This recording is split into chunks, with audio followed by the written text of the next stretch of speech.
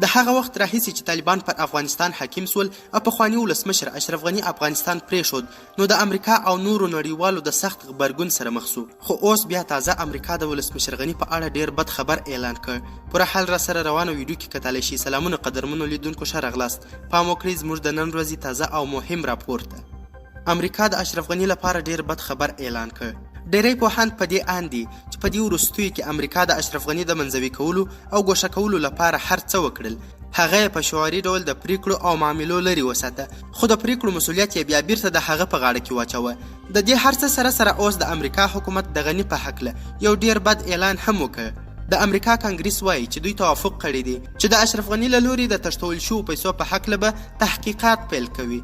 که څه هم د دفاع وزیر وویل چې په دې هکله معلومات نه لري، خو په کانګریس کې ځینې غړي دي چې په دې مسأله کې دلچسپي زیاته ده. عزتمنو دوستانو، زیاته مننه چې ویډیو مو را سره وکتل. تر بیا او بلې ویډیو د الله پامان.